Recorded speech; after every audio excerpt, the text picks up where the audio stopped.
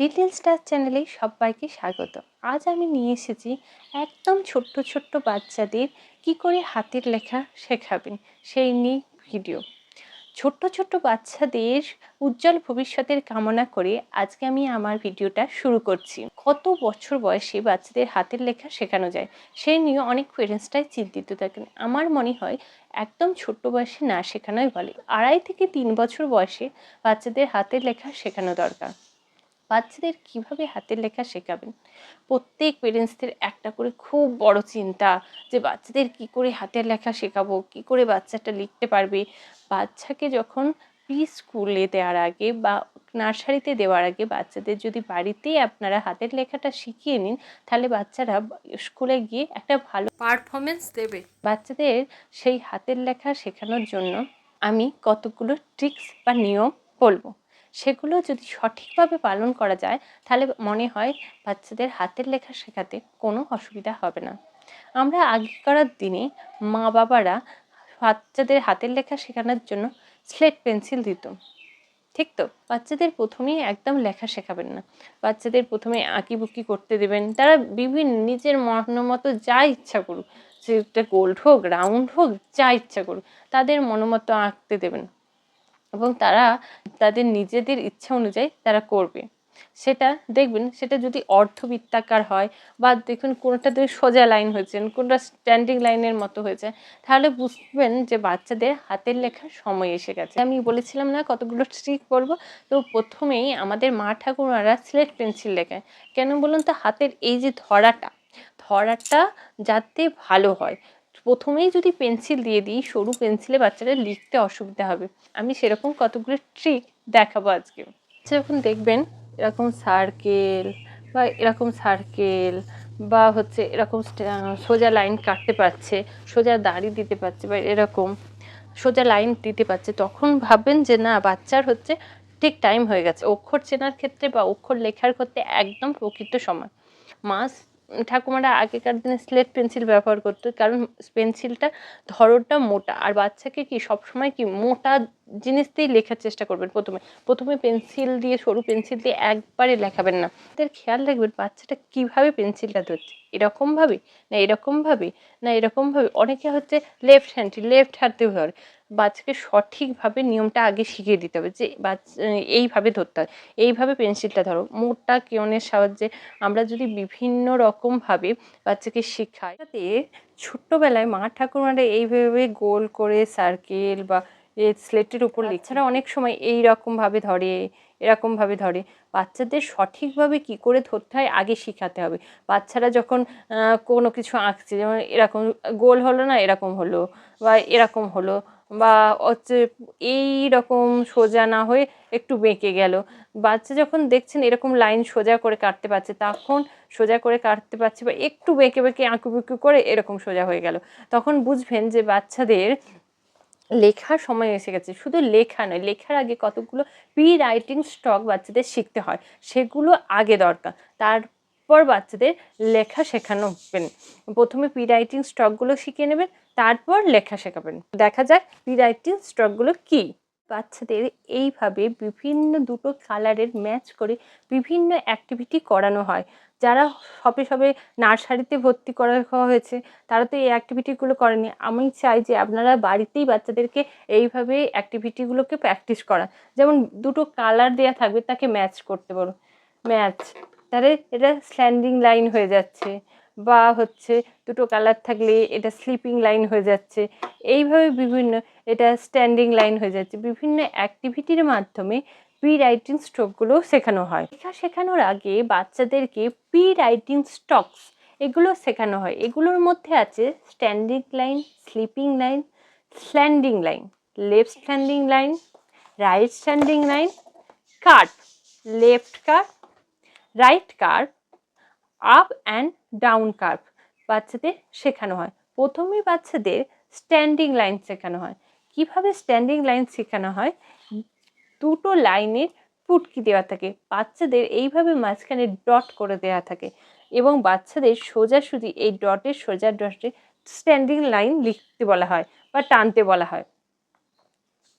আমি এইভাবেই করাচ্ছি, বাচ্চাদেরকে এইভাবেই করাবেন।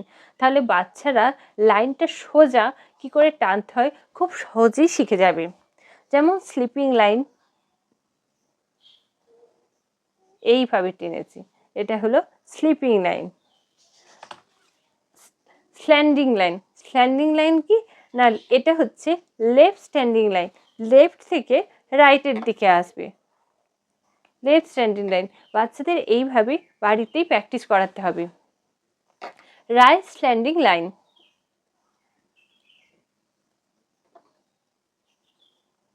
দেখুন আমি কিভাবে করছি। বাচ্চাদের এইভাবে প্র্যাকটিস করালে আমার মনে হয় লেখার ক্ষেত্রে কোনো অসুবিধা হবে না। যেমন কার্ভ, কার্ভ হচ্ছে লেফট কার্ভ, লেফট কার্ভ, এইভাবে শেখাতে পারেন বাচ্চাদেরকে। তাহলে এবিসিডি লেখা বাচ্চাদের কাছে খুবই সহজ হয়ে যাবে। এটা হচ্ছে right curve, up and down curve, up curve and down curve. বাচ্চাদের খেলার ছলেও কিছু কিছু অ্যাক্টিভিটি করানো যায়, সেগুলো দেখে নেওয়া যাক। লেফট স্ট্যান্ডিং লাইনটা আমি লেফট থেকে রাইটের দিকে এইভাবে টেনেছি। বাচ্চাদের এরকম এঁকে দিয়ে বলা হয় যে তুমি কতটা ডিস্টেন্স বা কতটা দূরত্ব আছে, লাইন টানো তো একটা, এই দুটো ফ্লাওয়ারের মধ্যে কতটা ডিস্টেন্স আছে একটা লাইন টানো। বাচ্চারা তো প্রথম প্রথম সোজা হবে না, কিন্তু জাস্ট সেটা টানবে।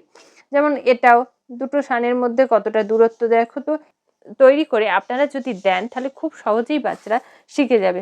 যেমন রাইট স্ট্যান্ডিং লাইন, দুটো আপেল আছে, দেখো তো কতটা দূরত্ব হয়, খেলার ছলে বললেন যে কতটা দূরত্ব হয়, বাচ্চারা খুবই এই টানো তো।